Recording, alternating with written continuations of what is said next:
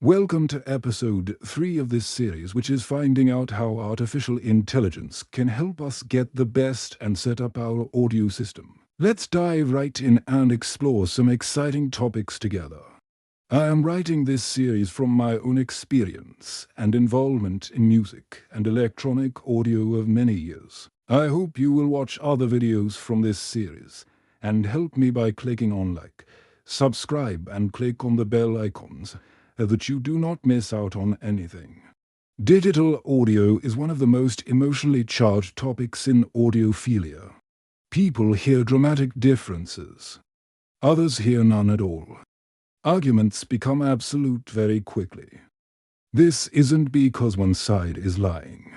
It's because digital audio exposes the gap between mathematics, perception, and expectation more clearly than almost anything else in hi-fi.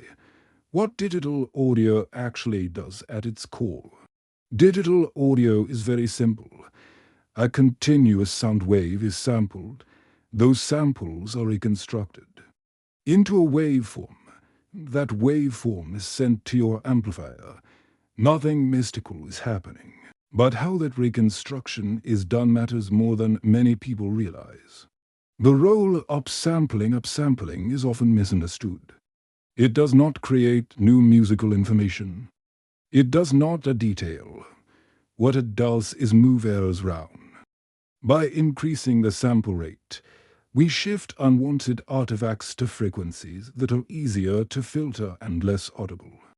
This is a technical trade-off, not a miracle. Why filters matter? Every digital system uses filters. There is no such thing as a filterless deck. The only question is where filtering happens and how aggressive it is. Different filters prioritize different things. Some prioritize frequency accuracy. Some prioritize time domain behavior. Some reduce ringing. Some preserve phase. You cannot optimize all of these simultaneously. Why people hear differences? This is where listening impressions diverge. Filters change transient behavior. They change how edges start and stop. They change how complex sounds overlap in time. Human hearing is extremely sensitive to timing. So yes, people often really do hear differences. But those differences are not better or worse in isolation. They are trade-offs. The expectation effect. This is also where expectation enters strongly. If you believe a filter is more advanced, more pure, or more expensive, your brain is already primed. Subtle differences become significant. Significant differences become dramatic. This doesn't mean listeners are imagining things. It means perception is interpretive. Why measurements don't settle the argument. Digital systems can measure extraordinarily well. Distortion can be vanishingly low. Noise can be effectively irrelevant. Yet people still prefer one configuration over another. This frustrates engineers and fuels endless online arguments. The reason is simple: measurements describe accuracy. Listening describes preference.